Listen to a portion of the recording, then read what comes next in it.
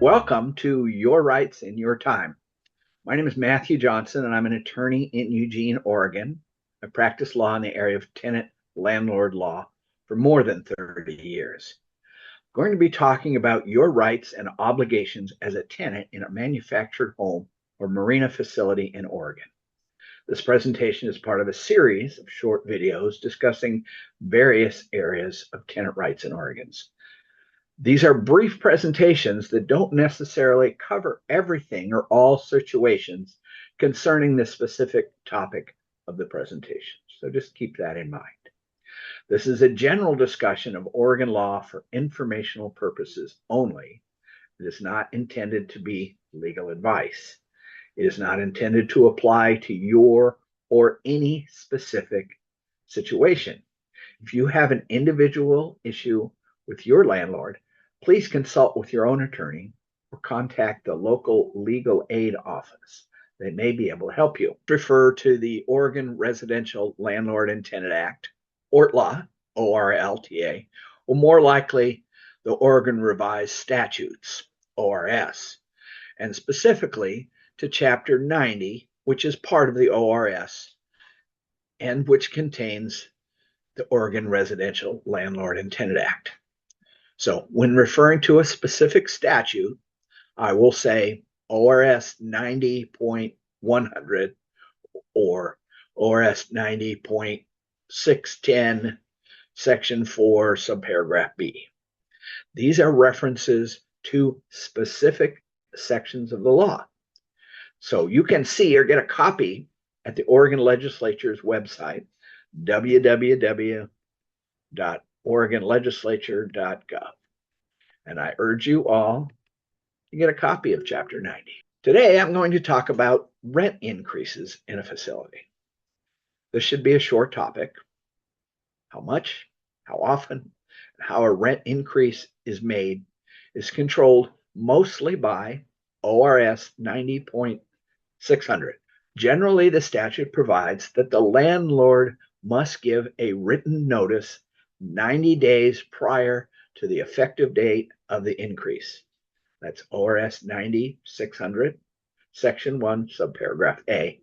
And I will note here that a written notice means a notice on a piece of paper that is either handed to you directly, not taped to your door, handed to you, or mailed to you, regular first-class mail. And the rare chance that you have an addendum to your rental agreement that allows electronic communications, that's generally the exception now.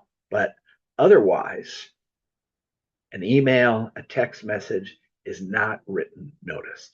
In order to give you a rent increase, the landlord has to give you a written 90-day notice 90 days prior to the effective date of the increase.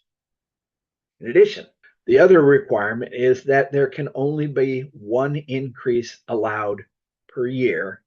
And that's not necessarily calendar year, that's just within 1 year. So within 1 year of the last increase. Can't be in 1 year of the last increase. The maximum increase is 6%. That's ORS 90-600, Section 1, subparagraph C. The written notice must state the following. This is Section 2. The amount of the rent increase, the amount of the new rent, any exceptions if somehow the increase exceeds the 6%, and there are some exceptions, and the notice must state the date the increase takes effect. So, if the landlord fails to follow these rules, it's quite possible that the rent increase is invalid. And I will have you note that ORS 90.600, Section 4 says a landlord that increases rent in violation of subsection 1 of this section shall be liable to the tenant in the amount equal to 3 months' rent plus actual damages suffered by the tenant. Actual damages would be the unlawful excess amount of rent you've paid. It might be your attorney fees. So just keep in mind there are consequences if a landlord illegally tries to increase your rent.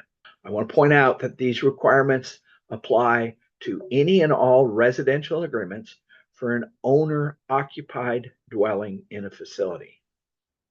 And these set the minimum requirements. A rental agreement can require more from a landlord, can require a 120-day notice on a rent increase, but they can't, a rental agreement cannot require less. Nothing in a rental agreement can contradict the law. The law sets the minimum standard, or in the case of a rent increase, it sets the maximum. Maximum is 6%.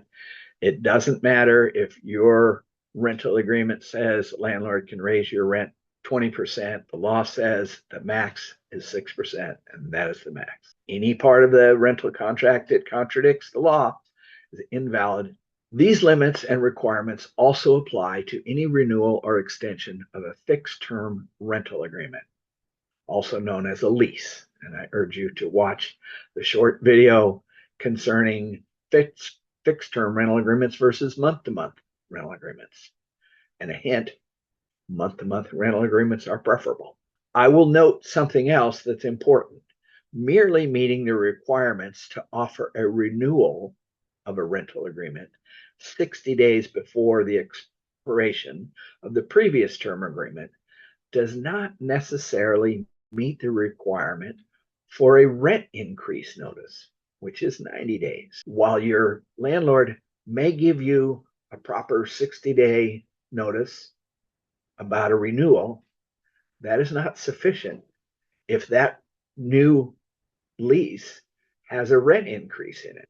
There would be no rent increase. There are no limits on the rent a facility can charge a new tenant. Some facility owners are trying to claim that a renewed or extended rental agreement creates a new tenancy and thus exempts them from the requirements of ORS 90.600. This is absolutely false. And I will read you what the statute says about this.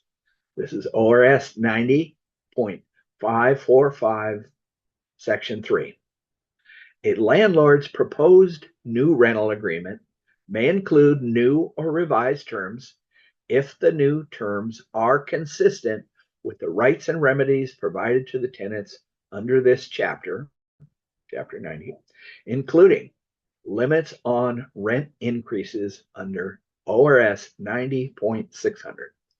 So you see, the law specifically says that a renewal or extended rental agreement is subject to the rent cap in 9600.